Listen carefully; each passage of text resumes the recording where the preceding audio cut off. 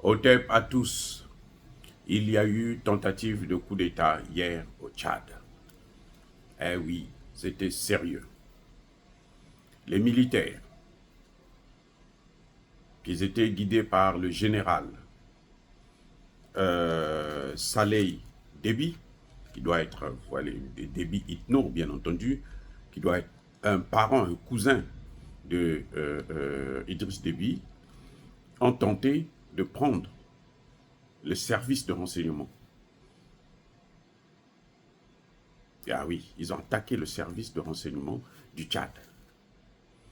Et il y a eu des morts, y compris le chef du parti socialiste sans frontières du Tchad, dont le président est Yaya Dillo. Il a été assassiné hier. Il est tombé. Et le général Saleh Déby, lui, il a été arrêté. Donc, en ce moment, il est en prison. Alors, ce qui se passe, c'est quoi? C'est que, en fait, le Tchad est divisé maintenant. Il y a une opposition très forte, celle de ce parti-là, le Parti socialiste sans frontières, qui pense que par la voie des élections, ça sera difficile pour eux. Alors, il faut passer à l'acte. Il faut changer, utiliser le plan B. Il y a des gens qui reprochent, qui traitent Idriss Déby de dictateur. Ok, bon, je ne sais pas ce qu'on entend par dictateur. Parce que moi, je crois que dictateur, là, c'est le contraire de démocratie. Si Kaka Déby est dictateur, donc tous les chefs d'État qui n'ont pas été élus sont des dictateurs. C'est-à-dire tous les présidents de l'AES, le président de la Guinée, ce sont des dictateurs. Or, nous savons que ce n'est pas des dictateurs. Nous, en tout cas les vrais panafricanistes, savent que ce n'est pas des dictateurs. Donc, on n'a pas le droit de traiter Kaka Déby aussi de dictateur. Ce n'est pas parce qu'il n'a pas donné le pouvoir à Succès Masra, il a pu le domestiquer, qu'il devient dictateur. Non. Et s'il y a l'instabilité au Tchad, à qui profitera le crime? Parce que moi, je crois que ce qui est important aujourd'hui au Tchad, c'est qu'il y ait la stabilité. C'est pour ça d'ailleurs que, pour une fois, je salue l'attitude de Succès Masra qui a soutenu le président Kaka Déby, qui lui fait confiance. Il a compris que ce n'est pas en lui menant la guerre qu'il va arranger quoi que ce soit. Le pays est déjà en guerre contre le terrorisme, contre des rebelles. Alors, ça ne sert à rien d'ajouter la guerre à la guerre. C'est dommage pour Yaya Dillo. Hein? J'en profite d'ailleurs pour présenter toutes mes condoléances à sa famille. Mais je crois qu'il faudrait qu'on comprenne que le Tchad a besoin d'une stabilité. Parce que ça fait longtemps que le Tchad n'a pas de stabilité. Ce n'est pas la démocratie qui va amener la stabilité. S'il n'y avait que moi, là, Kaka Déby devrait plutôt organiser les élections quand il allait faire partir toutes les bases militaires étrangères et puis sortir même du franc CFA. Parce que c'est ça. C'est ce qui est au cœur même de l'instabilité. Le franc CFA, les bases militaires étrangères. On a vu aujourd'hui au Mali, au Burkina, au Niger, comme les bases militaires françaises ne sont plus, on voit un peu plus clair la situation. Le terrorisme n'est pas encore vaincu complètement, mais on a vu une montée en puissance de l'armée et la confiance est revenue au sein de la population. C'est ce qu'il faut au Tchad. Les populations sortent tout le temps pour demander le départ de la France. Donc, il faut déstabiliser ce président. Ce qui est en train de se passer, c'est une guerre contre le Tchad. Les fameux démocrates qui veulent la démocratie, il faudrait qu'ils comprennent qu'au Tchad, là, ce n'est pas la démocratie qu'il faut. c'est se débarrasser des Occidentaux, des bases militaires occidentales et même du franc CFA. Voilà ce qu'il nous faut afin que nous puissions retrouver notre chemin à nous. Et notre chemin à nous, ce n'est pas forcément la démocratie. Ce n'est pas la démocratie. Avant leur putain de démocratie, comment on faisait pour avoir des présidents?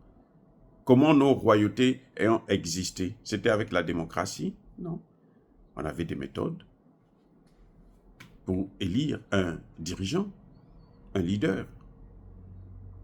Bref, Kaka Déby est en train de payer le prix de son revirement. Parce que Kaka Déby s'est rapproché de la Russie. Ça ne plaît pas aux Occidentaux et aux fameux démocrates africains. Ça ne leur plaît pas. Parce que pour eux, il fallait que Kaka Déby reste avec les Occidentaux pour continuer à déstabiliser la sous-région. Kaka Déby a commis un autre crime, en dehors du fait que ça c'est tout récent qu'il est allé en Russie.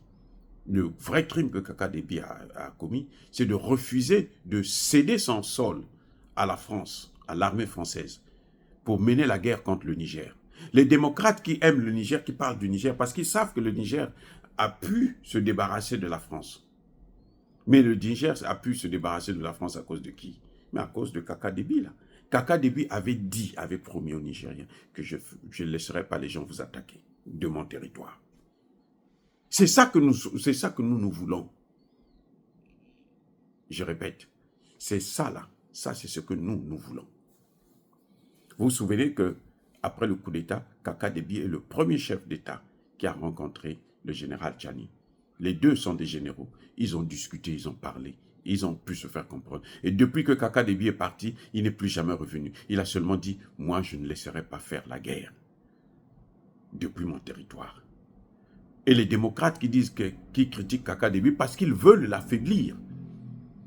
Vous voyez, il y a des démocrates, ils se passent pour des démocrates, mais ils veulent affaiblir Kaka Déby. Parce que eux, ils travaillent pour les Occidentaux. Oui. Pourquoi vous allez passer votre temps à affaiblir ce type? Qu'est-ce qu'il vous a fait? Dirigez vos pays comme vous voulez. Faites la démocratie comme vous voulez. Idriss Déby était démocrate, non? Il avait été élu, non? Idriss Déby avait été élu. La dernière élection, là, il venait de la gagner aussi. Avant qu'il ne prête serment, on l'a tué. Vous avez fait quoi? Vous, les démocrates. Le Mali, là, 30 ans d'élection, 30 ans. Ibeka, ATT, Konaré, tous ont été élus 2 fois. Pas d'élection, ce n'est pas des élections avec contestation et autres. Mais regardez ce que ça a donné le résultat. Arrêtez de nous embrouiller. S'il y a des Africains qui ne comprennent pas que ces gens sont en guerre contre nous, que même des Africains qui se disent démocrates, eux, ce sont des démocrates. Nous, on n'est pas des démocrates. Nous, on veut que nos pays puissent être libres. Nous, on est des souverainistes. C'est différent de démocrates. Les démocrates, là, c'est ceux qui aiment les élections. Ils adorent les élections. Ils adorent les élections. Mais Tshisekedi a été élu, là. Ils ne l'aiment pas non plus. Parce que Tshisekedi, en ce moment, est en train de repousser les Occidentaux. C'est dur, très, très, très dur, parce que l'armée congolaise est infiltrée, mais alors, jusqu'à la moelle épinière. Mais il fait de son mieux. Et les fameux démocrates, là, ils n'aiment pas ça. Ils n'aiment pas ça. Parce que pour eux, pour être un démocrate, il faut être soumis à la France. Ils ne vous le disent pas directement, parce qu'ils ne peuvent pas le dire directement, sinon ils savent qu'ils vont perdre tout ce qu'ils ont. Les gens vont fuir la chaîne. Mais ils mangent à toutes les sauces. Là où quand ils voient que la population aime tel candidat, allez, eux tous ils sont là. Oh, lui c'est le démocrate, lui c'est... Ils ont fait ça avec Succès Masra. Quand ils ont vu que Succès Masra a changé, Succès Masra, ils ont commencé à bouder. Mais Succès Masra a compris que c'est la voie. Moi, je l'ai critiqué parce qu'il était dans l'opposition depuis longtemps. Il devrait comprendre ça depuis très longtemps. Peut-être que le Tchad serait plus avancé dans la lutte contre le terrorisme. Peut-être que le Tchad n'aurait pas tous les militaires français qu'il y a actuellement. 40 000 soldats français. Ils ont au moins une dizaine de bases militaires. Actuellement, les soldats français se rapprochent de la frontière avec le Niger parce qu'ils cherchent la provocation. Ils cherchent à rentrer par le Niger. Mais nous les avons à l'œil. C'est fini. Ils n'ont pas pu par le Nigeria, non. Ce n'est pas par le Tchad qu'ils vont pouvoir.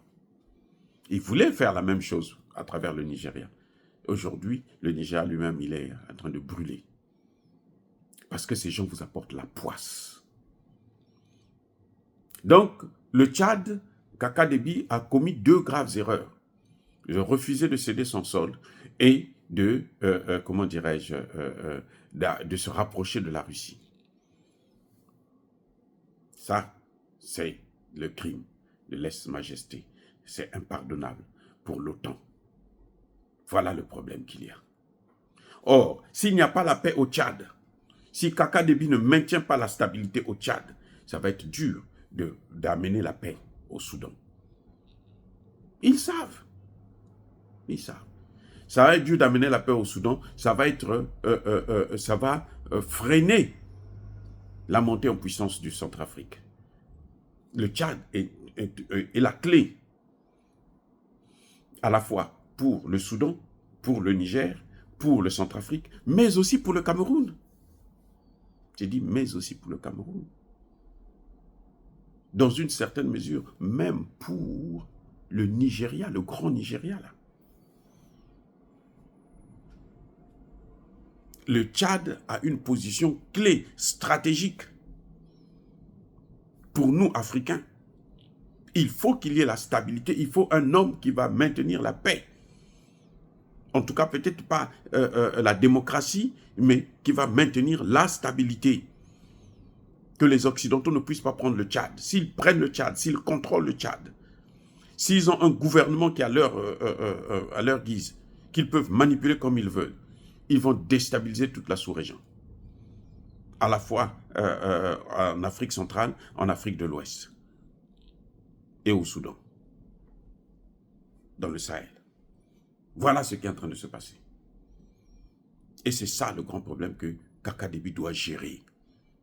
Que les fameux démocrates là puissent comprendre que l'Afrique ne tombera plus. Ce n'est pas parce que, bon, on vous donne un peu d'argent et puis vous trouvez des moyens parce que, bon, non, c'est fini ça. On ne tombera plus. L'Afrique ne tombera pas. Le Tchad ne tombera pas. Le Tchad va se relever. Dire cela, c'est inciter à la haine ou à la violence? Non.